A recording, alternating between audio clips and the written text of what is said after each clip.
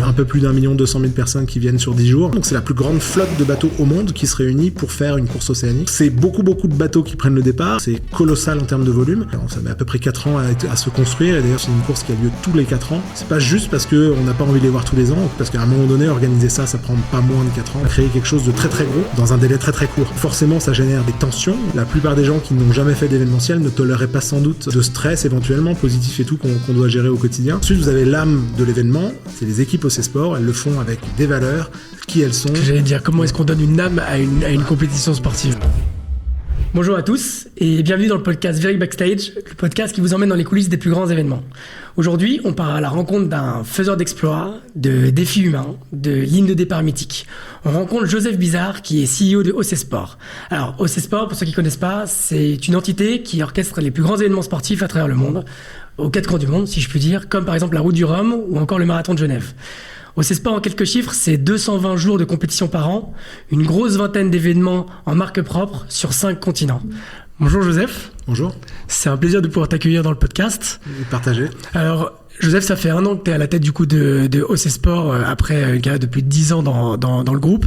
Avant de parler de grands risques sur des événements qu'on peut avoir dans le groupe, etc., est-ce que tu peux un peu me parler de comment tu es arrivé à l'événementiel sportif, comment tu es arrivé à la tête d'OC Sport, tout simplement? Bon, j'ai commencé par faire une école de commerce, prépa, école de commerce, en me disant qu'il fallait que je me forme à une instruction plutôt généraliste, spécialisée en marketing des services. Ça a son importance pour la suite. Après, j'ai été chez L'Oréal, j'ai été chez McDo, j'ai fait mes armes pendant une dizaine d'années. Okay. Je faisais le marketing pour les enfants, le Happy Meal, tu vois, on était déjà dans le divertissement. et arrivé à la trentaine, je me suis dit qu'il était temps de me tourner vers ma passion. Je faisais beaucoup de bateaux en parallèle, c'était ma passion. Je suis parti faire la traversée de l'Atlantique. Et quand je suis revenu, je me suis dit que j'avais vraiment envie de travailler dans ce qui me plaisait moi et ce qui me faisait vibrer, en me disant que pour les dizaines ou vingtaines d'années suivantes de travail, j'avais vraiment envie de faire ce qui me plaisait. Et il y avait une entreprise qui faisait ça en France, ça s'appelait OC Sport, qui faisait les plus grands événements de course au large au monde. J'ai postulé et puis par chance j'ai été pris à un job de business developer pour commencer. Voilà comment l'histoire a commencé. Canon. Et c'était quoi le premier événement sur lequel tu as lancé, le premier événement sur lequel tu as bossé avec OC Sport? Quand je suis arrivé déjà, j'étais business developer, donc moi mon job c'était de faire du marketing pour raconter des histoires avec des partenaires, aller vendre ça sur le marché, essayer de trouver des partenaires capables d'investir à nos côtés et trouver de la valeur ajoutée dans nos événements. Et donc je travaillais sur tout le portefeuille. Et le premier événement sur lequel j'ai bossé, c'était une course qui s'appelait la Transat Anglaise. Okay. Un bon clin d'œil à l'histoire, parce que la Transat Anglaise, c'est pour ceux qui font de la course au large, la première course transatlantique au monde en solitaire. Elle a été inventée dans les années 60, donc en 1960 en particulier. Elle partait de Plymouth, elle allait aux États-Unis, et elle avait été gagnée dans les années 60, en 1964, par un mec qui est assez célèbre, qui s'appelle Eric Tabarly, que vous connaissez maintenant tous, et qui a démocratisé la course au large en France. C'est grâce à lui que les gens se sont passionnés par un homme seul sur un bateau. Et cette course a été rachetée par le groupe OC Sport, puis par le groupe Telegram. Et c'est nous qui aujourd'hui l'organisons. Et à l'époque, c'est le premier événement sur lequel j'ai été amené à travailler. Donc tout un symbole, parce que pour un passionné de course au large, travailler sur un événement qui était la course fondatrice de notre sport, c'était le plus grand symbole du monde. Canon. Et ce genre d'expérience, les premières, c'est grisant ou c'est stressant? Ouais, tu te sens pas forcément à ta place tout de suite, parce que quand t'as jamais fait ça, tu sais jamais où te mettre. T'as les régisseurs qui bossent, les équipes opérationnelles, etc. Et d'autant que quand t'es business developer, toi, t'as fait le travail avant, t'accompagnes tes partenaires, mais sur l'événement, t'es comme un gamin. Accessoirement, moi, j'étais méga passionné par le truc. C'était mon rêve d'enfance que de voir ces courses-là. Et quand t'es sur le départ d'une course, t'es presque autant spectateur que t'es organisateur. Donc, tu profites parce que t'es juste là à l'endroit où tu voulais être. Après, il y a un peu de travail pour le mettre en œuvre. J'imagine. C'était une course propriétaire, ça veut dire que c'était une course qui appartient à OC Sport aujourd'hui. Donc tous vos événements sont des événements propriétaires. Exact. Ok. Et du coup, comment est-ce qu'on développe les prochains? Comment est-ce qu'on crée une course de A à Z? Comment est-ce qu'on arrive à onboarder des financements sur un projet comme celui-ci, par exemple? Ouais, alors c'est une très grosse question. Alors nous, on a un modèle, on est éditeur d'événements chez OC Sport, donc on a des événements dont on est, pour la plupart, il y en a quelques-uns dont on n'est pas propriétaire, mais pour la plupart, on est propriétaire de nos événements. Et donc c'est nous qui faisons tout de A à Z. Donc il y a des événements qui sont des événements historiques, par exemple la Transat, qui s'appelle maintenant The Transat CIC, qui est un événement historique qu'on a racheté et qu'on organise du début à la fin. Il y a des événements qu'on a créés créé de toutes pièces. C'est l'exemple de l'Arkea Ultime Challenge Brest, une course autour du monde avec des grands ultimes. Alors là, c'est intéressant de s'arrêter sur celui-là parce que ça, c'est une course qui a été imaginée il y a une vingtaine d'années. Il y a une personne qui s'appelle Roland Tresca qui, à l'époque, s'est dit tiens, ce serait incroyable un jour de faire une course autour du monde avec des grands bateaux ultimes, des grands trimarans qui sont les plus grands bateaux de course océanique au monde. Il a eu l'idée, mais entre le moment où il a eu l'idée, il y a une vingtaine d'années, puis la réalisation de la première édition qui était l'année dernière, il s'est passé la recherche de villes capables d'accueillir, ça a été Brest, la fiabilisation des bateaux capables de faire la course, la recherche de partenaires pour les financer, et puis les équipes organisatrices pour les mettre en œuvre. Donc il y a beaucoup d'étapes, c'est des grandes histoires, on dit que c'est un peu de l'opéra sur l'eau, ou l'opéra d'événementiel, et les opéras, ça se fait pas du jour au lendemain, c'est sûr. Il faut avancer un petit peu tous les jours. Je comprends. C'est quoi le projet le plus dingue que t'es produit, qu'on t'a amené à mettre sur la table chez OC Sport à développer? Ouais, je vais faire un peu de langue de bois. Non, non, c'est pas de la langue de bois en plus. Moi, mon plus beau projet à moi aujourd'hui, c'est de construire OC Sport. Je comprends. Donc c'est la boîte, c'est les équipes qui le composent, c'est les histoires qu'on raconte à travers tous nos projets. Et en fait, toute l'année, les expériences OC Sport, c'est des grands événements qu'on partage avec le public et tout. Après, j'ai un petit tropisme quand même pour les événements dans lesquels on a du grand public qui est réuni à un instant T. Alors je le découvre aujourd'hui avec les marathons. Tu as cité le marathon de Genève, qui est un des plus grands marathons. C'est le plus grand marathon de Suisse, des grands marathons européens.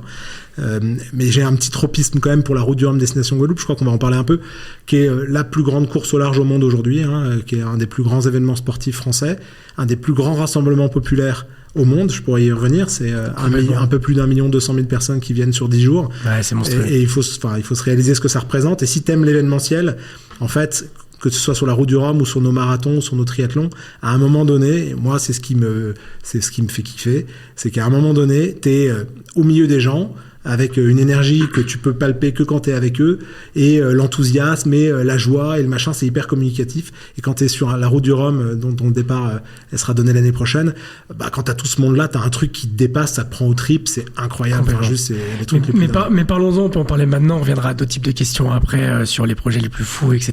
Mais effectivement, parlons de la Route du Rhum. Pour qu'on puisse situer un peu le volume que représente une course de cette ampleur-là, ça me prend combien de temps de préparation pour organiser cette compétition?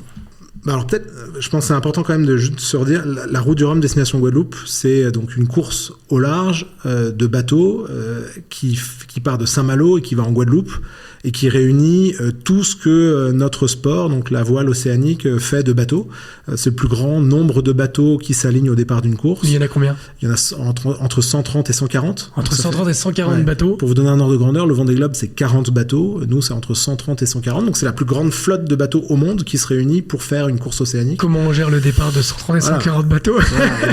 Donc c'est beaucoup de bateaux qui prennent le départ, et c'est aussi, et c'est important de l'avoir en tête, beaucoup de monde qui viennent le voir au départ et à l'arrivée. Bien sûr. Je te donne des chiffres, c'est au départ 1 200 000 personnes sur 10 jours, un peu plus, sur 12 jours. Donc c'est à peu près 100 000 personnes jour, donc c'est colossal en termes de volume. Sur combien de jours tu m'as dit, excuse-moi? Sur 12 jours. Ça veut dire qu'il y a des départs qui se font échelonner sur... Non, le village, il dure 12 jours, et les gens se réunissent pendant 12 jours pour faire la fête aux marins, pour les célébrer, préparer le départ, et le départ a lieu au bout du 12e jour. Ok, et tout le monde part en même temps? Et tout le monde part en même temps, c'est vrai. On part d'une même ligne de départ, on arrive de l'autre côté. Et pourquoi je dis ça, c'est que 1 200 000 au départ, c'est entre 300 et 400 000 à l'arrivée en Guadeloupe pour célébrer les marins, donc ça fait 1 500 000, 1 600 000. Si vous cherchez sur internet, c'est dans le top 10 des plus grands rassemblements populaires au monde. Et donc c'est un volume événementiel qui est conséquent sur un village qui fait 70 000 m². Et tout ça, ça met entre 4 et... Ouais, ça met à peu près 4 ans à se construire, et d'ailleurs c'est une course qui a lieu tous les 4 ans. On dit les grands GESI, les grands événements sportifs internationaux, c'est 4 ans. C'est pas juste parce qu'on n'a pas envie de les voir tous les ans, encore que peut-être qu'on se lasserait, mais c'est juste parce qu'à un moment donné, organiser ça prend pas moins de 4 ans, parce que c'est hyper lourd sur tous les plans. Parce que du coup, il y a un sujet aussi pour mobiliser des partenaires, mobiliser les bateaux, les équipes. Il y a des candidatures, les gens posent candidature, ou comment ça se passe en fait? Ouais, alors...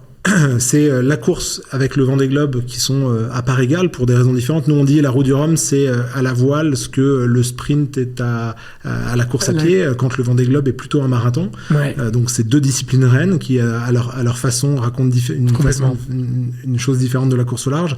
Et donc on a cette grande épreuve là qui va à laquelle tous les marins veulent s'aligner, parce que c'est le Graal c'est le truc qu'il faut avoir à son palmarès. Et donc on a effectivement beaucoup plus de demandes de marins capables d'aller faire cette course que de places, parce qu'on est limité pour des raisons physiques. À un moment donné, on peut pas mettre de places dans le port. Et donc, on doit gérer ça. Il faut faire les sélections, faire les qualifications. Ensuite, on doit gérer l'ingénierie du projet, c'est-à-dire à un moment donné créer les conditions pour qu'on ait tout ce public qui vienne à un moment donné sur le village dans les meilleures conditions de sécurité, de respect de l'environnement, etc. Ça, on pourrait y revenir un peu en détail. Et qui définit les règles pour dire ok, on a le droit d'avoir tel avantage compétitif sur les bateaux ou pas? Parce qu'en fait, l'événement Marque Propre, c'est vous qui limite définissiez les règles globales de la course en elle-même, en fait. Ouais. Bah, c'est notre événement, c'est notre bébé. On est aussi les héritiers d'une longue histoire. Hein. Ça existe depuis 1978, donc ça n'a pas été créé hier. Mais voilà, on voit qu'elle est sur le plan sportif. Hein, si c'est à ta question, sur le plan sportif, on voit aujourd'hui que c'est un Graal. Pour être au départ de ce Graal-là, il faut deux choses. D'abord, il faut savoir naviguer en solitaire, être capable de faire une course en solitaire à travers l'Atlantique. C'est pas anodin au mois de novembre. Il vaut mieux le savoir. Il vaut mieux savoir. Mais ça, c'est une chose. Mais il faut aussi être le meilleur parmi les autres, parce que quand il y a plus de demandes que d'offres, il faut être le meilleur pour pouvoir s'aligner. Et donc ça, on travaille avec les classes, qui sont les gens qui régissent ce sport dans les différentes catégories, pour pouvoir définir avec elles et selon nos critères ce qui nous semble être les meilleurs marins dans leur discipline. Et il se trouve que sur la Route du Rhum Destination Guadeloupe, on a les marins de toutes les classes de bateaux qui veulent s'aligner parce que c'est la course à avoir à son palmarès. Ok, je comprends. Est-ce que c'est stressant à organiser? Est-ce que tu arrives à dormir la veille du départ d'une course de cette ampleur? Ouais. Alors, je pense que tous ceux qui font de l'événementiel vous diront jamais que c'est pas un sport dans lequel on n'est pas en prise directe avec la réalité. Hein. Il y a pas de filtre dans l'organisation d'événements. On est au contact direct avec nos clients, avec nos partenaires, avec le grand public, avec les médias. Bref, on est très exposé. Et puis c'est subitement créer quelque chose de très très gros dans un délai très très court. Donc forcément, ça génère des tensions positives et négatives, mais ça génère des tensions, des crispations. Après, c'est notre boulot. Nous, on fait près de 200 jours d'événements par an. On en a organisé depuis une vingtaine d'années. Donc on est rompu à l'exercice. Et je pense que la plupart des gens qui n'ont jamais fait d'événementiel ne toléreraient pas sans doute le niveau de stress éventuellement positif et tout qu'on doit gérer au quotidien. Mais oui, c'est du stress de l'organiser, mais c'est ça qui nous galvanise. Hein. C'est un truc, quand on y a goûté, on n'a pas envie de revenir à un job normal. Bah, c'est sûr. Mais t'as combien de partenaires, par exemple, sur une course comme ça? Tu vois... Alors, si on reprend l'exemple d'une Route du Rhum, pour financer un événement comme ça, aujourd'hui, ça fait quel volume de chiffre d'affaires, en fait, une course comme la Route du Rhum, quoi, au global, quoi? Alors, la Route du Rhum, c'est l'une des plus grosses courses au large françaises, avec le Vendée Globe, donc c'est les deux, hein, qui à part égale, ce que je disais tout à l'heure. On est un sport qui, je le dis pour que ce soit compris, a la taille des grands événements. On fait partie des grands GESI, donc on est considéré comme les grands événements sportifs français tous les 4 ans. Pour autant, on n'a pas ce que ont les autres sports, les droits de billetterie, et parce que c'est un village gratuit, ouvert à tous, c'est gratuit. Okay. Donc ça, c'est une volonté de ta part? Ouais, c'est l'histoire qui a fait ça. C'est la rencontre entre le public et les marins. Ça a toujours été gratuit dans les collectivités, en l'occurrence à Saint-Malo et en Guadeloupe. Et puis on n'a pas de droit télé. C'est-à-dire on donne nos images à disposition de la télé pour que le sport soit diffusé. Pareil, c'est un parti pris. C'est un parti pris historique. Ça s'est fait comme ça. Donc jusqu'à nouvel ordre, les images que vous voyez de course au large, elles ont été produites par l'organisation, elles sont données aux chaînes et aux télés pour que on puisse valoriser les marins et raconter l'histoire. Pourquoi je dis ça, c'est que du coup on n'est pas du tout dans les mêmes ordres de grandeur que les grands événements sportifs internationaux qui parlent à centaines de millions. Nous, nos événements, ils avoisinent en fonction de la taille entre 5, parfois 10 millions d'euros. C'est déjà pas mal, mais effectivement par rapport au volume global de ce que ça a en termes de visibilité, il y a un décalage énorme il y a un très très gros décalage entre la taille et l'impact de ces événements et la réalité concrète du budget de l'organisation qui doit faire avec les moyens de notre sport. Après, si on cumule l'ensemble des budgets de tous les bateaux qui sont investis dans ce sport dans une Route du Rhum, donc les fameux 130 bateaux qui prennent le départ, qui ont chacun en général 4-5 partenaires qui les financent, on se parle de 100, 150, 200 millions d'euros qui sont investis dans la course au large, et c'est le 5e sport en sponsoring en France. Le plus intéressant. Ok, je comprends. Est-ce que sur toutes les compétitions que vous organisez, est-ce qu'il y a déjà une course qui a failli ne pas avoir lieu la veille du lancement? Est-ce qu'il y a eu des imprévus ou des trucs à gérer qui sont hyper compliqués, et comment est-ce qu'on les gère? Nous, on a une particularité chez OC, c'est que... Alors, je dis chez OC, c'est chez OC Sport, hein, mais en gros, nous, on travaille que dans des événements d'outdoor. Donc, on est en prise directe avec la nature. Et donc, tous les ans, et j'allais dire malheureusement avec le réchauffement climatique, les changements, etc., tous les ans on a de plus en plus d'événements sur lesquels on est obligé de s'adapter au dernier moment, soit de les annuler, soit de les reporter.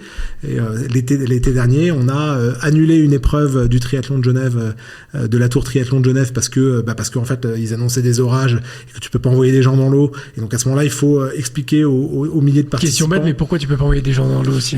Parce que orage, éclair, activité électrique, risque de foudre, risque de coup de vent, etc. Oui, t'as pas envie de prendre sur... Oui, je comprends. T'as des gens qui sont dans l'eau, t'as des gens qui partent faire du vélo ensuite, c'est hyper exposé. Non, c'est sûr. À un moment donné, c'est notre responsabilité de faire en sorte que la pratique, elle se passe bien. Et donc là, qu'est-ce que tu fais? T'as tous les gens qui sont là, qui sont prêts à participer, et tu leur dis malheureusement que ça va pas lieu, parce que t'as pas le choix et parce que c'est... Et comment tu gères, du coup? Tu gères parce tu gères avec les participants. Tu décales la course au lendemain. Quand tu peux décaler, tu décales. Si tu peux pas décaler, tu la reportes à l'année d'après. C'est ce qui est la chance qu'on a, c'est quand même que c'est des événements récurrents annuellement. C'est sûr. Et puis après, pour répondre à ta question, on a des événements qui ont tout simplement jamais lieu. Et ça, pour ceux qui ont fait de l'événementiel depuis plus de 5 ans, il y en a certains qui se rappellent qu'en 2020, on avait jusqu'au mois de février un calendrier complet d'événements qui étaient organisés en France, en particulier, mais aussi à l'international, et que en mars 2020, on nous a expliqué qu'il fallait mettre tout le monde à huis clos, enfermé chez soi pour le Covid. Et nous, il se trouve qu'au mois d'avril 2020, on avait 2 grandes courses au large, des grands marathons, des triathlons et tout ce petit monde qui était prêt à tirer. Et qu'au moment où on s'est fait confiner chacun chez soi, avec la direction et avec les équipes de ces sports, on était tous derrière nos ordis à essayer d'annuler les épreuves et à faire l'exact inverse de ce qu'on fait tous les jours, c'est-à-dire à déconstruire un événement plutôt qu'à le construire. Exercice pas facile. Et à faire en sorte que le truc s'en sorte par le haut, c'est-à-dire en gardant les participants, en expliquant qu'on faisait notre mieux pour que la boîte survive et puisse ensuite réorganiser des événements les années suivantes. J'avais Eric Perrin qui était le DIRCOM du Hellfest, qui est passé ici en interview et qui me disait que justement eux, pendant la période Covid, ils avaient remis à disposition les places des gens qui avaient déjà booké leur billet sur l'édition qui a été annulée pour faire un double week-end sur leur festival. Donc ils ont fait un double festival en une semaine au lieu de 3 jours. Enfin, tu vois, ils avaient 2 fois plus de festivaliers, 500 000 festivaliers sur 5 jours, je crois, un truc monstrueux. Est-ce que vous faites pareil? Vous avez fait pareil? Si jamais une course s'annule, vous dites que vous allez faire 2 courses, ou est-ce que vous augmentez le volume sur une seule course? Comment est-ce que... Ouais, après, il y a 1000 façons de le faire pour... Bien sûr. Nous, la mission de l'entreprise, parce que tout le monde parle de sa mission, la raison d'être d'une entreprise, nous, c'est de partager avec des participants, avec des partenaires, avec des villes.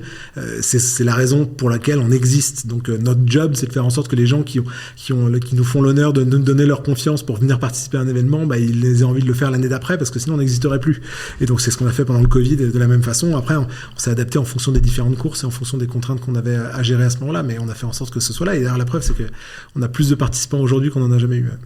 Comment tu fais pour gérer... alors, par exemple, au départ du marathon de Genève, il y a combien de coureurs? Une vingtaine de milliers de coureurs. Une vingtaine de milliers de coureurs. Ouais. Et donc, tu les mets tous dans un sas avant de partir. Et combien de temps ils peuvent attendre là-dedans? Et comment est-ce que tu gères, si jamais il y en a qui ont des envies pressantes dans le sas? Enfin, comment est-ce qu'on gère toute la logistique pure? C'est une question que je me suis toujours posée. Ouais, c'est une super question. Alors, moi, je découvre ça parce que je faisais de la voile beaucoup avant, et là, je m'occupe maintenant de la partie outdoor, donc sport de masse avec les équipes de Benjamin Chandelier, que je salue, qui travaillent là-dessus de façon, qui gèrent ça de main de maître. Et en fait, ce que les gens découvrent, sans doute qu'ils se posent pas la question, toi tu te la poses, c'est que gérer des mouvements de foule, gérer de la foule dans des grands événements, c'est hyper compliqué. C'est hyper compliqué. Mais c'est hyper processé. Il n'y a pas de magie. C'est des process, c'est des choses qui sont hyper calibrées. Ils savent exactement ce qu'ils font.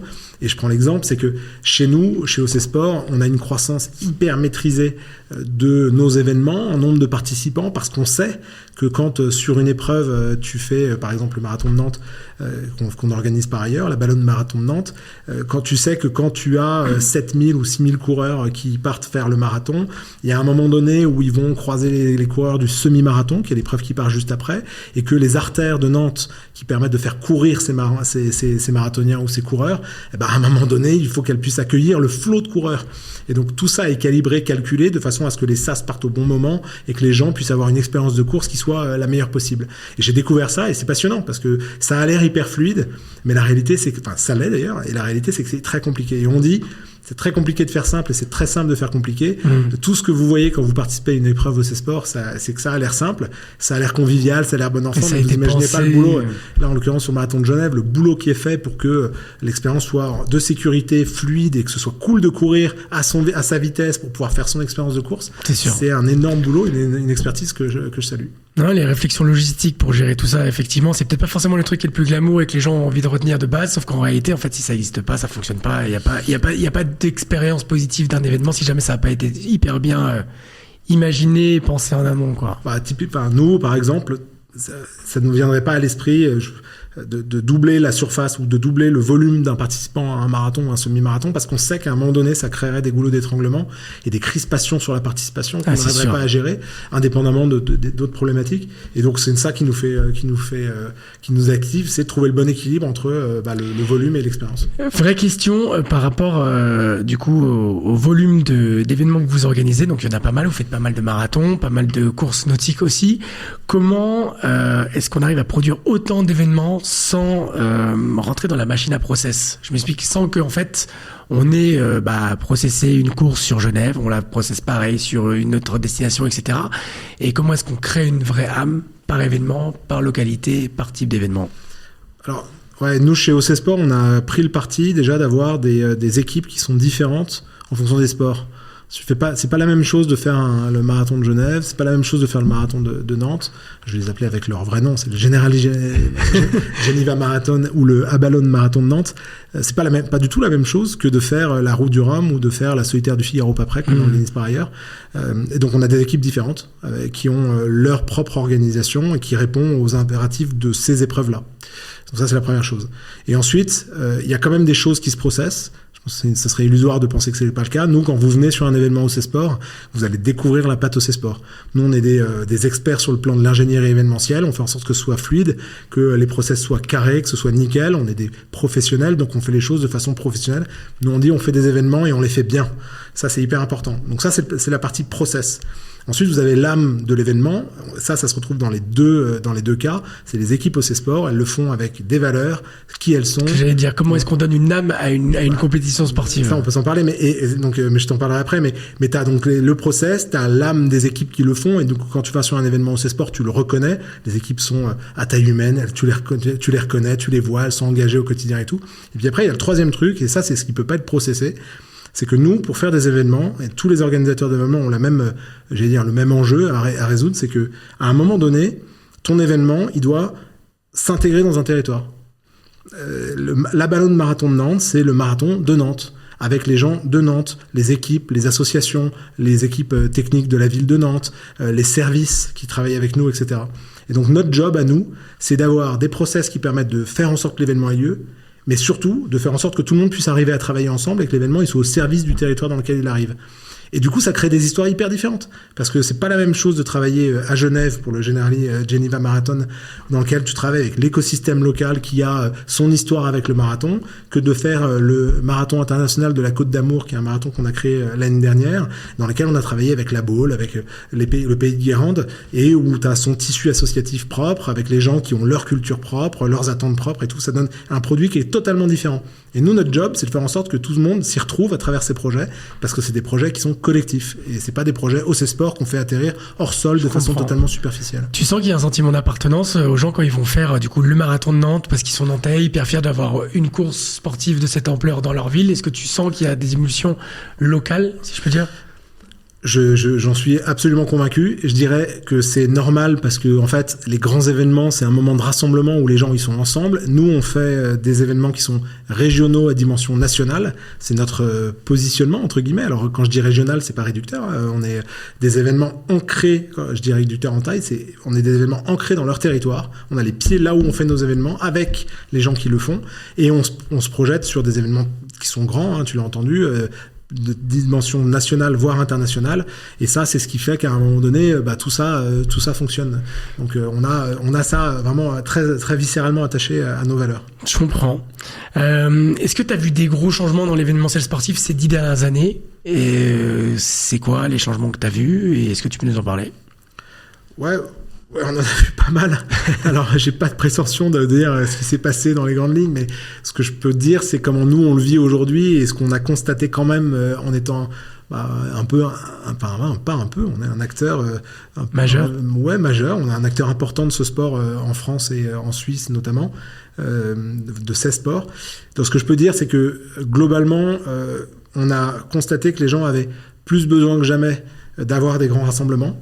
Et ça se ressent d'autant plus qu'on a eu le Covid et qu'après le Covid, les gens étaient très heureux de se réunir et que les événements digitaux, ça avait quand même des limites et que nous, on a plutôt vu nos jauges exploser sur les grands rassemblements. Mais il y en a de plus en plus des courses et de plus en plus de demandes. Je présume que s'il y a des courses, c'est qu'il y a de la demande énorme. Ouais, donc le rassemblement, la notion de rassemblement, d'être ensemble, c'est un truc qui compte. Ça, c'est le premier truc. Le deuxième, sport santé, c'est juste majeur. Ouais. Nous, on voit les jauges et les courbes de participation aux épreuves, notamment de running, de vélo, de triathlon, qui augmentent d'année en année, en particulier depuis cette année. Ça, c'est génial, parce que ça veut dire quoi ? Là, tu fais du bien. Hein. Au cas où on se poserait la question de pourquoi est-ce qu'on fait ce qu'on fait, juste, tu donnes du plaisir aux gens d'être ensemble et puis tu leur permets de faire du sport. Ça a du sens pour toi de faire ce que tu fais ? Ouais, ça a beaucoup de sens, ça. Ça a beaucoup de sens. Et c'est beaucoup plus compliqué que ça l'était avant. Ça, je pense que c'est un truc qu'il faut qu'on ait... Beaucoup plus compliqué ? Oui. Par rapport à quoi ? Il y a 10 ans, l'événementiel n'est plus ce qu'il était aujourd'hui. Ça marche bien, c'est génial, les gens se réunissent, il y a du sport, du machin, ça c'est les côtés positifs, c'est top, il n'y a rien à dire là-dessus. Et ça va augmenter, la notion d'hybridation du sport et de l'entertainment, ça va exploser, c'est ce qu'on fait nous chez OC. Et puis de l'autre côté, c'est que ça c'est quand même globalement très compliqué. Procédure, financement ? Les financements sont plus compliqués, ça coûte plus cher aussi de l'organiser. C'est sûr. Beaucoup d'inflation, tu as beaucoup plus de normes que tu en avais auparavant. Et en fait, qu'est-ce que ça dit ? Ça dit que il faut le faire avec des experts parce qu'à un moment donné, il y a des gens qui sont à toute l'année là sur le marché pour faire le truc, qui savent faire avec des process parce que malgré tout on en a besoin pour répondre aux exigences de ce sport. Donc, voilà les tendances majeures. Tu trouves que par exemple sur d'un point de vue effectivement législation entre guillemets, le cadre légal dans lequel on peut faire les courses est de plus en plus compliqué, il y a des normes qui sont à respecter, qui sont difficiles ou pas ? Ouais. Mais ça c'est le sens de l'histoire. Chaque année on progresse en fait. Chaque année on régresse aussi quelque part parce qu'en fait ça tue aussi la créativité de pouvoir être obligé de faire rentrer le carré dans un rond en permanence avec des trucs qui sont décorrélés, non ? Ouais, non. Ça, c'est vraiment. Là, je pense que c'est bien de se dire que c'est bien que les événements soient normés, qu'il y ait un certain nombre de règles et parce que ça ferait du tort à notre formation, à notre job, qu'il y ait n'importe quoi qui se fasse sans respect des règles. Par contre, il faut avoir des acteurs bien dimensionnés pour pouvoir répondre à tous ces enjeux-là. T'as déjà participé à une course de ta boîte ? Ouais. C'était quoi ? C'était quoi ? Du coup, beaucoup plus facile sur les épreuves d'outdoor que de voile. Parce que la voile, c'est du pro, semi-pro, amateur. Donc là, clairement, c'est juste hors de portée. Même si je fais de la voile, c'est hors de portée. Et très hors de portée. Et non, masse, génial. C'est quand même les sports sur lesquels tu peux faire. T'as l'impression de faire ton c'est quoi tu veux dire mass programme de mass event. Donc c'est mass start. Non, mass event, c'est ce qu'on appelle le mass event, c'est les courses qui réunissent du volume. Okay. Donc les courses d'outdoor. Donc en l'occurrence, moi, je fais de la course à pied, donc j'ai pas participé au triathlon, pas du tout. Aux 20 km de Genève, au Bel Exer 20 km de Genève l'année dernière. Et c'est top parce que c'est ce qu'on promet, c'est aller au-delà de votre horizon, dépassez-vous, vivez un truc extraordinaire. Et franchement, faire un 20 kills, c'est extraordinaire. C'est sûr. Pour des gens. Tu le fais dans l'ambiance, t'as l'impression de faire un truc qui est hors du commun, et c'est ça qu'on propose aux gens. Surtout, c'est hyper marrant de vivre une course qui est en fait organisée par sa propre société, en fait. Ouais. C'est drôle. Ouais. Déjà de le vivre en tant que spectateur, c'est canon, parce que tu vois la réalisation concrète de ce que t'as fait, de participer au truc. Tu vois les parcours que tes équipes ont décidé. Tu comprends le jour où elles t'ont dit attention, on va pas pouvoir mettre plus de monde parce que là il y a un goulot d'étranglement, qui a un coup dans le virage et qu'il faut que ça puisse s'assurer. Que tu comprends pourquoi chez nous, chez OC, on dit que on veut pas de gobelets de gobelets en papier qui sont distribués, mais plutôt des gobelets réutilisables parce que t'as pas envie d'en voir partout. Enfin, tu comprends tout, c'est l'expérience, mais c'est ça qui fait que c'est concret, c'est hyper chouette. Ok, je comprends. Le sport, c'est devenu un terrain de jeu stratégique, donc comme on se disait, on en voit de plus en plus des événements sportifs, il y a une vraie demande. Il y a une vraie demande et un vrai lien avec les marques aussi, donc tout ce qui est sponsoring. Vous bossez avec qui et pourquoi ? Et comment est-ce qu'on intègre le financement de mécènes, de sponsors à l'intérieur des événements, notamment avec les noms, la Cour Generali, etc. Comment est-ce qu'on choisit ces noms-là ? Pourquoi et avec qui ? Alors, nous, c'est une grosse part de notre financement. Okay. En particulier sur la voile. Ce que je disais, c'est que nous, on n'a pas les autres sources de financement. Donc la voile, la course au large se finance majoritairement par des fonds de sponsors privés et des collectivités, donc sur des modes de financement mixte.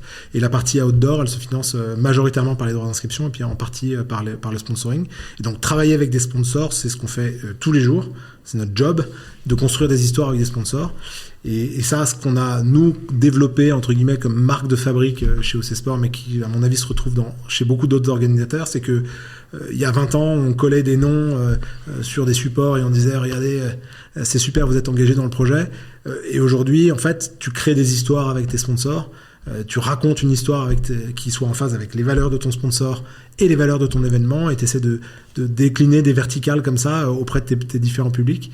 Et donc c'est de la co-construction, c'est hyper intéressant. C'est-à-dire que on n'est pas dans un truc descendant où on leur dit voilà, on va faire ça, on va mettre votre logo. On est dans un truc de co-construction. Je prends un exemple sur le CIC avec qui on bosse sur une course qui s'appelle la Transat CIC, j'en ai parlé tout à l'heure. Le CIC, c'est une entreprise, une banque du coup qui fait partie du groupe Crédit Mutuel Alliance Fédérale, qui est une entreprise à mission, et ils ont hyper à cœur de développer à travers tous leurs programmes de sponsoring des trucs qui sont hyper engagés sur le plan de la RSE. Il se trouve que ça tombe bien parce que chez OC Sport, on a développé notre programme RSE depuis bien avant le Covid, en 2019 et bien avant, une stratégie qui dit que comme on fait des événements dans l'environnement, on respecte notre terrain de jeu et on a des valeurs qu'on traduit dans des programmes. Et donc on a monté avec le CIC tout un programme autour du transport de la voile décarbonée, et parti du point qui était comment on réunit autour d'un événement voile l'engagement du CIC d'entreprise à mission pour le transport décarboné à la voile, donc transporter des marchandises à la voile plutôt qu'au moteur. On a construit tout un programme qui s'appelle le Club du Large et qui s'est traduit dans le cadre du projet avec des activations au départ pour raconter ça, des bateaux qui ont pris le départ symboliquement avec ces fameuses technologies, et des communications qui ont été faites jusqu'à l'arrivée à New York. Et donc tu as toute une verticale qui s'est créée. Donc le projet il s'est enrichi de cet input du CIC de faire mieux nos événements à nous, quoi. Et ça c'est top parce que du coup ça ouvre des champs d'expertise hyper vastes. Cohérence entre l'ambition que tu as pour le projet avec des réflexions vertueuses et le sponsor qui sont prêts à le faire et qui ont envie de jouer le jeu là-dessus, quoi. Exact. Et du coup tu comprends que naturellement nos sponsors ils vont plutôt avoir tendance, parce qu'on est dans le sport de masse. Après c'est pas forcément facile, et puis il faut trouver ceux qui sont alignés avec les valeurs, etc. Il y a un vrai taf, il y a un vrai job. Il y en a de plus en plus, heureusement. C'est pas faux. En gros ils viennent pas vraiment chez nous par hasard. Ouais, je comprends. Et on va parler un petit peu du coup en interne de la boîte. T'as combien de salariés? Aujourd'hui, c'est une cinquantaine de salariés, en fonction des moments. Ouais. Et pour coordonner autant d'événements sportifs, comment est-ce que tu choisis tes profils? Tu t'entoures de quel type de profil de gens? Est-ce que c'est des experts métiers? Est-ce que c'est des gens qui ont la tête bien faite sur un global? Qui sont les gens qui t'entourent? Nous, il n'y a pas photo. On reste une boîte à taille humaine, même si on a beaucoup d'événements. Tu vois, 50 salariés, on se connaît tous hyper bien les uns les autres. C'est une grande famille chez OC. Et il y en a beaucoup qui sont passés chez nous. Nous, le point de départ, c'est nous, on recrute exclusivement des gens qui partagent les mêmes valeurs que nous. Pas forcément pratiquants de sport, parce que tout le monde a son truc. Il y en a qui font du sport co, machin. Non, c'est des gens qui aiment partager des expériences avec du public dans des environnements responsables, des expériences responsables et inspirantes. Voilà. Ça, c'est le point de départ. Parce que quand tu as envie de la même chose, si ton kiff, c'est à la fin que tout le monde s'éclate dans un événement, en fait, tu sais pourquoi tu travailles tous les jours. Et en général, ça règle quand même beaucoup de problèmes. Puis après, on a des experts métiers qui sont capables de le faire et qu'on forme pour la plupart, parce que nos process sont pas ceux qu'on va retrouver par ailleurs. Forcément. Et en 1 ou 2 ans, on finit par avoir des super bons professionnels. Et aujourd'hui, dans les 50, tu as des pépites de l'événementiel sportif qu'on a intégré chez nous. Voilà. Mais la base, c'est les valeurs, l'ambition partagée, le pourquoi on fait ça. Tu as une réflexion de formation beaucoup aussi? Ouais, clairement. Transmission. Nous, là, les 50 collaborateurs d'OC Sport, je dis 50, ils sont un peu plus, mais les collaborateurs d'OC Sport aujourd'hui, c'est des collaborateurs qui, sortis d'école pour certains, ils sont très rapidement exposés à organiser des grands événements sportifs dans lesquels il y a masse de gens, beaucoup de monde, avec vraiment des événements à grand impact. Ils grandissent en 5 ans. Ouais, c'est sûr. C'est des masters de l'événementiel. J'imagine. Pour gérer 50 personnes, avec autant d'événements à l'année, tu bosses combien d'heures par semaine et comment est-ce que tu gères ton quotidien? Déjà, le quotidien d'un organisateur d'événements, c'est d'accepter que dans sa vie, il y a beaucoup d'événements. C'est partie de la base. C'est sûr. Moi, on est, tu vois, on a un peu. T'es beaucoup sur place, t'es beaucoup sur site sur les événements. Ouais, moi, je fais ça pour ça. Moi, c'est un kiff. Je le fais pas parce que j'ai pas envie. Je le fais pas parce que je suis obligé. Je le fais parce que ça me fait plaisir de le faire. Donc, on a tous choisi d'être là parce qu'on adorait ça. Et donc, j'allais dire, la base, c'est qu'il y a 50% des week-ends déjà dans l'année avec 150 événements. Enfin, pas 150 événements, pas encore. 150 jours d'événements. T'as la moitié de l'année où t'es à peu près sur le terrain, sur les événements pour vivre ça avec ton public, énorme, tes partenaires. Ça doit être beaucoup disponible aussi. Ouais, c'est une grande dispo, ça c'est la base, mais c'est tellement génial de pas avoir de routine. Moi je m'étais toujours dit, je veux un boulot où le dimanche soir, j'ai pas le même lundi que tout le monde. Je comprends. Là, tous les dimanches soirs, je me dis où est-ce que je suis cette semaine, et je suis toujours sur des événements différents. Donc ça c'est le point de départ. Puis après, il faut assumer que l'événementiel, c'est des rythmes, il faut gérer les rythmes, parce que dans le temps, tu as des temps morts, entre guillemets, des temps calmes sur lesquels il faut faire de la stratégie, des temps plus forts sur lesquels il faut être dans l'opérationnel. Du coup, c'est hyper complet, mais il faut être capable de changer de rythme. Dans l'année, ou dans les week-ends, ou même dans le temps long, c'est-à-dire dans 3 à 5 ans, tu as des phases hyper denses, puis des phases un peu moins denses, avec des calendriers sur lesquels il y a beaucoup d'événements certaines années, beaucoup moins d'autres. Et ça, je pense que c'est la plus grande qualité quelqu'un qui fait de l'événementiel, c'est d'être capable d'être hyper adaptatif au rythme et de savoir faire de l'explosivité parfois, et puis parfois un peu plus d'endurance. Après, c'est rare d'avoir une course tous les 4 ans comme la Route du Rhum. T'as beaucoup d'événements qui sont quand même récurrents chaque année pour une grande majorité. Ouais, nous, on a les deux. Donc, on a vraiment on a tous les rythmes à gérer. On a des événements chaque année, il y a des événements tous les 2 ans et des événements tous les 4 ans. Ok, donc t'as un peu de tout en fait. Ce qui fait que t'as en millefeuille, les équipes chez nous, elles ont. Tu t'interrogerais les équipes de Lausanne qui organisent chez OC Sport Outdoor Suisse. À un instant T, ils ont 5 événements qui sont empilés à des stades différents. Puis tu vas voir la voile. La voile, ils ont un peu moins d'événements. Tu vas à Lorient, dans les équipes de Julie Coutts, et tu as un peu moins d'événements, mais tu as à un instant T la Route du Rhum où tu es à la moitié du processus, il te reste 2 ans avant la Route du Rhum. Tu as la Transat Paprec qui a lieu dans 3 semaines où tu as l'impératif du moment, c'est de finaliser ton plan opérationnel et une masse d'itérations qui est peut-être un peu plus grande sur la partie voile, mais sur des temps beaucoup plus longs. Et donc voilà, ils doivent gérer ça en permanence et essayer de trouver le bon rythme entre ce qui doit être délivré la semaine d'après et ce qui doit être fait dans 2 ans. Ouais. Mais en fait, une équipe de 50 personnes, mine de rien, c'est pas si énorme que ça pour pouvoir gérer autant d'événements. Ce que je suis en train de me dire, est-ce que de base, tu avais une équipe dédiée par événement, mais au final, du coup, tu réponds un peu non, ils en gèrent aussi plusieurs parce qu'ils en gèrent plusieurs, pas sur les mêmes temporalités. Mais c'est non parce qu'il y a toute la notion de sponsoring en amont, il y a toute la notion de gestion des coureurs ou des gens qui vont faire la voile, etc. Donc c'est chaud. Ouais, ce qui permet de le rendre possible, c'est que sur 50 personnes, on se considère comme chef d'orchestre. Donc on est éditeur chef d'orchestre. Ouais. On n'a pas intégré tous les savoir-faire qui permettent de faire l'événementiel. Il y a des choses qu'on a décidé d'intégrer. Par exemple, le service à nos partenaires, c'est nous qui le faisons. Parce qu'on donc le sponsoring, c'est en interne. C'est réglé chez nous. Mais c'est ce qu'il faut. C'est nous qui trouvons nos partenaires et qui les animons.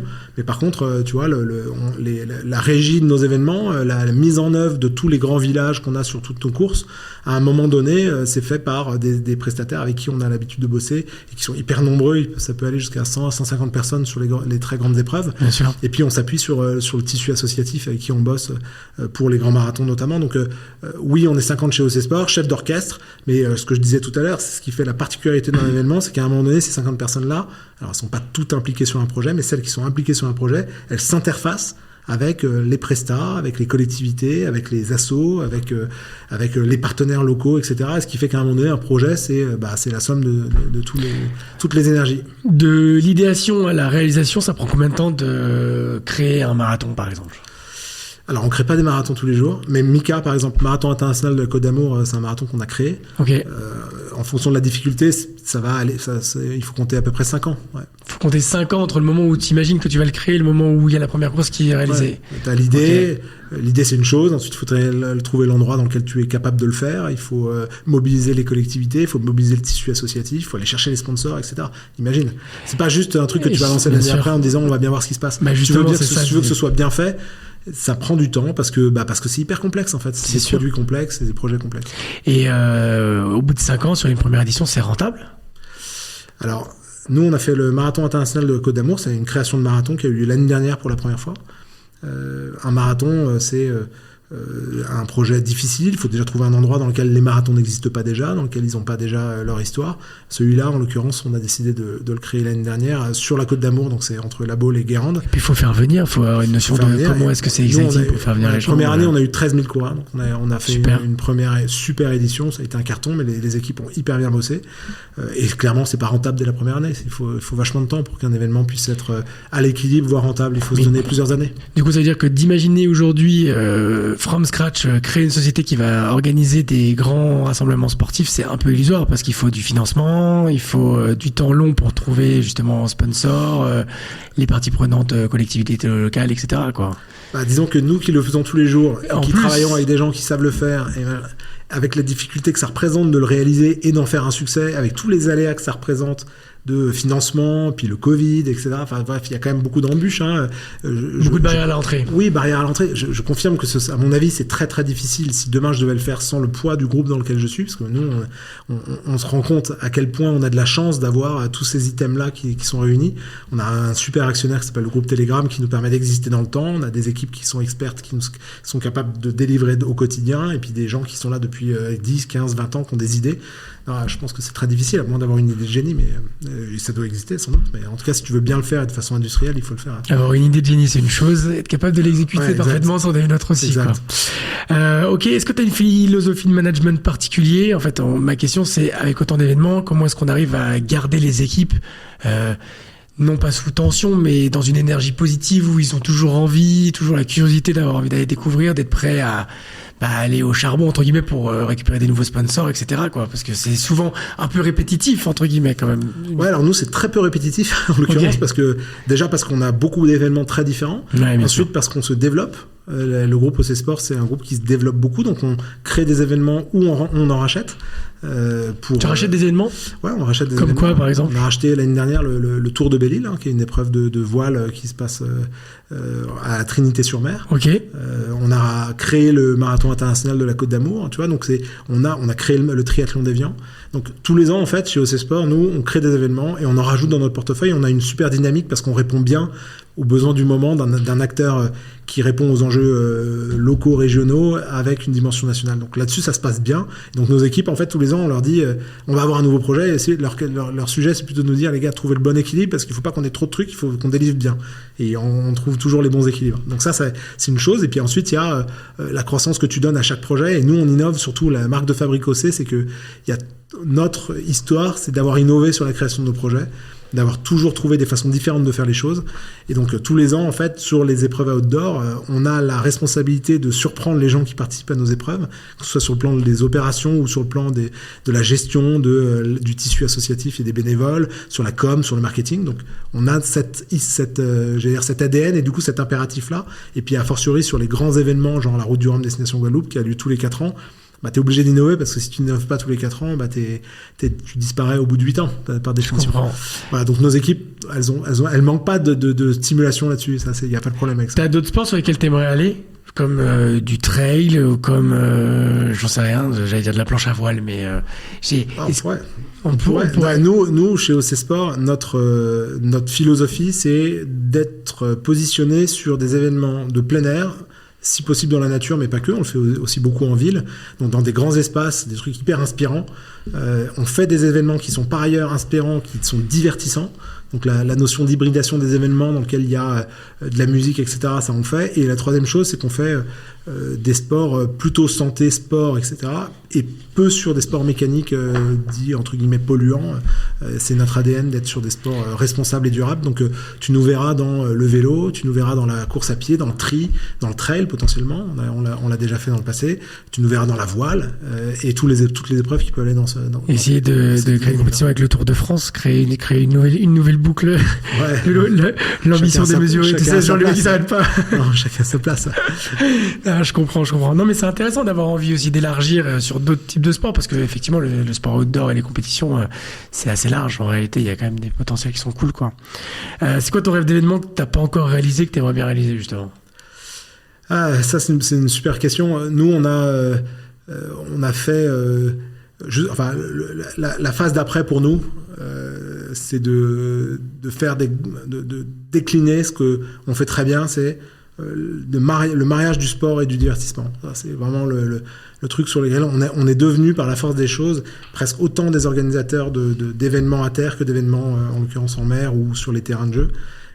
Et notre philosophie, c'est de poursuivre ça. Donc un événement en particulier, non. Ce qu'on va faire par contre, c'est que tous nos événements demain, ce sera une promesse pour les gens qui viendront nous voir de s'éclater autour du sport, que ce soit juste génial, et de vivre une expérience sportive de fou, parce qu'à un moment donné, ça reste du sport, et ça reste, c'est à travers le sport, ça fait des émotions de fond. Je prends toujours cet exemple, c'est mon président qui s'appelle Hervé Favre qui m'a dit ça une fois.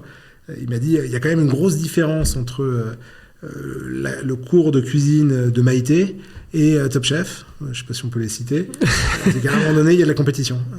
Nous, faire des événements sans compétition, ça n'a pas de sens. Ouais, je comprends. On fera la compétition parce que c'est ça qui fait que c'est trippant et que c'est ça qui fait que tu t'engages. Mais on fera la compétition avec du divertissement à côté, parce que demain, on veut que les gens, quand ils viennent chez nous, ils vivent un truc qu'ils n'ont jamais vécu ailleurs. Mais de toute façon, la compétition, elle est souvent aussi contre soi-même. Les mecs qui courent un marathon, ils le font parce qu'ils ont envie d'être dans un cadre où il y a un chrono à la fin et ils ont envie de se battre contre eux-mêmes pour y arriver, quoi. C'est assez grisant. En plus, c'est hyper vertueux comme valeur dans la société, quoi. Exact. Je comprends. C'est quoi le plus gros imprévu que tu as eu à gérer sur une course? À part l'annulation de tous nos événements sur le Covid. Ce qui est déjà énorme. Ouais. On a des annulations de parcours, et on a des annulations, et on a même des décalages. Ça, c'est le truc le plus improbable. Je prends à nouveau l'exemple parce que c'est déjà arrivé, et vous avez trouvé que je suis redondant, mais comme c'est l'actualité de l'année prochaine, c'est bien d'en parler. Départ de Route du Rhum destination Guadeloupe en 2022. On a 138 bateaux. Je décline le truc, c'est assez intéressant. 138 bateaux, présence du président de la République au départ. Donc un parterre d'officiels jusqu'à tous les ministres, le premier ministre, etc., qui devaient se déplacer pour être là au départ, avec toutes les télés braquées sur l'événement. Donc tu imagines le dispositif que ça représente. Hein. C'est sûr. C'est plusieurs centaines de milliers de personnes qui sont sur les côtes pour voir le grand départ de l'événement qui était attendu depuis maintenant 4 ans, avec 12 jours d'événement, de 13 jours de village avant, qui avait été juste une fête extraordinaire. Et 2 jours avant, on voit que les conditions météo sont juste impossibles pour donner un départ. Mais quand je dis impossible, c'est impossible.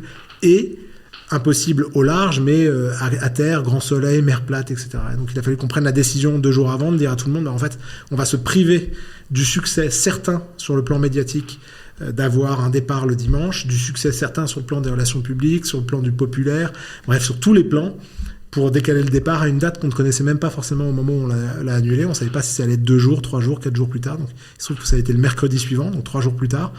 Et il a fallu qu'on prenne la décision droit dans nos bottes en disant c'est la sécurité qui prime, c'est les marins qui prennent le départ, qui vont avec leur bateau en solitaire. Évidemment, ça n'a pas posé de questions. On n'avait pas nous de doute sur le fait que c'était ce qu'il fallait faire. Il y a personne qui vous a dit ça vient, etc. Tout le monde, bien sûr, et tout le monde a un avis différent à ce moment-là. Mais notre job, nous, c'est de faire en sorte de trouver les bons compromis. Et celui-là, c'était de dire la sécurité qui prime pour que les bateaux puissent prendre un départ d'une très grande course. Parce que c'était ça qui nous importait, de faire une super course sur l'eau, avec les conséquences à gérer de logistique, de médias, etc. Et je ne sais pas si vous imaginez ce que ça représente. C'est que nous, on a toutes les équipes qui se déplacent de Saint-Malo et qui vont en Guadeloupe. Le départ, s'il est donné le dimanche ou s'il est donné le mercredi, c'est pas exactement la même chose. Non, mais même, il faut gérer tous les billets, les trucs. Les billets, les chambres d'hôtel, etc. Donc ça a décalé tout 3 jours. Après, on sait faire, mais on a fait en gros en 24 heures ce que les équipes avaient mis plusieurs semaines à faire, de réservation d'hôtels, d'avions, de taxis, de logistique des uns et des autres pour leur famille. Là, c'était assez rétrospectivement, c'est une super expérience et ça s'est hyper bien passé. On a fait un super beau départ le mercredi. Et les gens sont quand même déplacés, sont quand même venus. Record d'audience, départ incroyable, plus de 2 millions de téléspectateurs. Le billet était quand même là et tout, pas de tout. Le président était quand même venu. Non, il n'est pas venu. Son agenda est un tout petit peu moins flexible que le nôtre. Il est un petit peu moins flexible que 2000 chambres d'hôtel à changer. Ouais, manifestement. Manifestement. J'en doutais pas. Non, en l'occurrence, il y avait des vraies contraintes. Je me doute. Mais ok, donc ouais, ça c'est costaud quand même, quoi. Ouais, ça fait partie des aléas qu'il faut savoir gérer. Nous, on dit il faut qu'il y ait des aléas, il faut qu'il y ait des contraintes, parce qu'en fait, notre job, c'est de gérer les contraintes. Si tout se passait bien, on ferait rien. C'est sûr. Donc, quand les équipes se disent que c'est compliqué de faire de l'événementiel, que parfois il y a des très grosses contingences, des processus complexes, des gens avec qui il faut réunir et tout, on se rappelle juste que notre job, c'est précisément de rendre possible quand c'est difficile, sinon ça serait trop facile. Pareil, en plein milieu d'une course, comment on gère une grosse tempête sur la route du Rhum? Est-ce que c'est compliqué? Est-ce que ça, on a la chance d'avoir des marins qui sont parmi les meilleurs marins du monde qui prennent le départ de nos courses, et on a la chance d'avoir des équipes qui sont expertes pour les accompagner en mer. Et après, t'as des bateaux qui les suivent. En réalité, t'as des bateaux un peu au large, éloignés d'eux, qui les suivent. Comment est-ce que, tu vois, je me suis toujours posé la question, est-ce qu'il y a quand même des gens prêts à intervenir, pas très très loin, ou des trucs comme ça? Quand ils traversent l'Atlantique et quand ils font des épreuves tour du mondiste, parce qu'on a des épreuves qui font le tour du monde, l'Arkea, c'est une épreuve qui fait le tour du monde. C'est des marins professionnels, aguerris, qui prennent le départ de leur cours. Ils sont solo en plus. Solo, oui, bien sûr, et ils savent gérer ça. Et on suit ça, bien sûr, et le cas échéant, on est prêt à intervenir avec leurs équipes s'il faut gérer une problématique quelconque. Mais heureusement, ça arrive très peu. Bien sûr. Et c'est surtout maintenant des bateaux très fiables avec des marins qui vont de l'autre côté, et ça se passe bien. T'as des équipes à terre qui sont prêtes. Il y a un suivi, une ligne au quotidien pour être sûr. Tout est géolocalisé, hyper précis, hyper calé. Ouais, maintenant, on a quand même aujourd'hui un sport qui, en particulier sur l'île de la course au large, où on a des moyens techniques qui nous permettent de communiquer à distance sans problème. Ouais, c'est sûr, mais c'est important. Ouais, mais ça fait flipper en fait, mine de rien, parce qu'effectivement, on envoie des marins solo en plein milieu de l'océan. Alors même si c'est des pros, c'est toujours des sujets qui sont de tension quand même, quoi.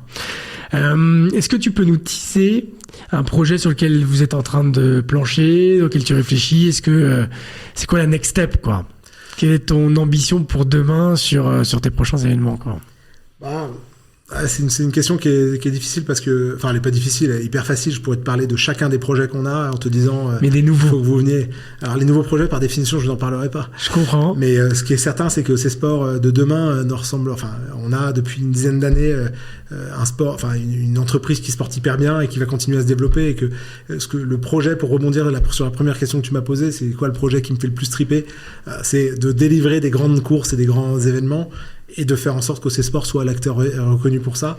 Et je suis certain que dans 5, 6, 7 ans, notre parti pris qui est de faire une entreprise à taille humaine, qui sert des grands événements, qui éclate les gens, dans lesquels ils viennent passer des super bons moments à terre et ensuite vivre des expériences sportives de premier plan, on le fera de plus en plus et qu'on sera incontournable là-dessus. Moi, ce projet-là, il me fait triper. Je comprends. Et tu fais donc, du coup, il y a des projets internationaux. Est-ce que c'est uniquement en Europe? T'en fais aussi t'en fais ailleurs, non? Ouais, notre projet, OC Sport, c'est une boîte là pour le moment qui est bretonne, qui est française, de Loire-Atlantique, ligérienne, je crois qu'on dit, suisse. Et on intervient sur la France, le Benelux. T'as l'ambition d'exporter un petit peu le savoir-faire on s'interdira jamais de le faire. Historiquement, c'était une OC Sport. Si tu poses la question, c'est Offshore Challenges, c'est une entreprise anglo-saxonne, anglaise. Donc on a ça dans notre ADN et on s'est développé à l'international il y a une dizaine d'années. Aujourd'hui, on est très centré sur ces pays-là que je viens de te décrire. Bien sûr. Et on se développera si les opportunités se présentent plus loin à l'international. Mais pour le moment, on tâche de bien faire ce qu'on fait là aujourd'hui avec une bonne stratégie de régionalisation sur toutes les villes où on est implanté en France, en Suisse et autour des frontières françaises. Tu m'as déjà pas mal parlé de beaucoup de choses, donc c'est dur d'aller alimenter la machine avec toujours des nouvelles idées, des nouvelles informations, mais je voulais quand même te demander si tu avais une histoire un peu improbable à partager, ou un truc où on en rigole après coup, mais sur le coup, tu faisais pas le malin, quoi. Bon, je t'ai déjà parlé du décalage de la roue du Rhum, ça c'est un vrai sujet. C'est sûr. On a toujours ça. Après, il faut que je creuse un tout petit peu ma mémoire, mais en fait, il y en a tellement. C'est ça qui fait la richesse de ce boulot, c'est qu'il y a au quotidien, t'as jamais rien de ce qui se passe. Ce qu'on dit, c'est que l'histoire est toujours plus créative que toi. Donc, je sais jamais ce qui va se passer demain. Et notre boulot, c'est de réduire au maximum les aléas et de faire en sorte que ce soit prêt. Mais là, comme ça, spontanément, j'en ai pas de sortir. Il faudrait que je rate un tout petit peu. Il aurait fallu me demander. C'est pas grave. Merci de nous avoir suivis du coup pour cet épisode. N'hésitez pas à nous mettre un commentaire si jamais vous avez aimé. Qu'est-ce qu'on pourrait améliorer? Si vous avez des questions à poser à Joseph, n'hésitez pas à les mettre en commentaire également. Je pense qu'il sera ravi de pouvoir y répondre. Et puis nous, on se dit rendez-vous bientôt pour un prochain épisode de Very Backstage. Merci beaucoup. À très vite.